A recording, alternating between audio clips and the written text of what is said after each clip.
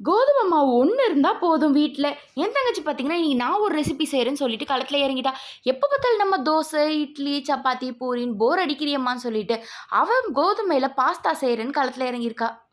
என் தங்கச்சி பாஸ்தாவை நானே செஞ்சு காட்டுறேன், உங்கள் தோணலாம் எனக்கு தேவையில்லைன்னு சொல்லிட்டு வீராங்கனை மாதிரி களத்தில் இறங்கிட்டா. ஆனால் எங்கள் அம்மா சொன்னாங்க, செம்மையாக கிண்டல் பண்ணிக்கிட்டே அவளை.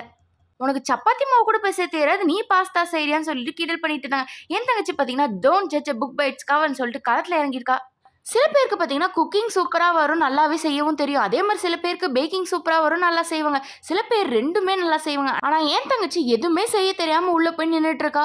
கோதுமையில தானே பாஸ்தா செய்றோம், இது எதுக்கு இந்த டெக்கரேஷன்லாம் சொல்லிட்டு எதுவுமே நினைக்காம என் தங்கச்சி பார்த்தீங்கன்னா, பாஸ்தா ஷேப்ப அப்படியே கொண்டு வந்துட்டா. பார்க்கறதுக்கு செம்மையா இருந்தது.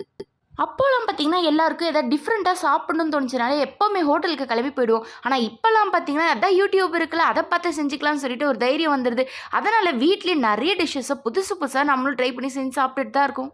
சும்மா சொல்லக்கூடாது என் தங்கச்சி. இவ்ளோ நேரம் நான் கிண்டல் பண்ணிட்டே இருந்தேனே தவிர, அவ தான் இத மொத்தத்தையுமே தனியாவே செஞ்சு முடிச்சிருக்கா.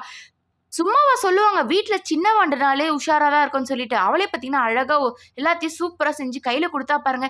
சாப்பிடவே செம்ம டேஸ்ட்டா இருந்தது. என்ன அவகிட்ட கேட்டு வாங்கி சாப்பிட தான் கூச்சமா இருந்தது. அதுக்கப்புறம் சாப்பாடுல இப்படிலாம் பார்க்கக்கூடாதுன்னு சொல்லிட்டு செம்மையா சாப்பிட்டேன்.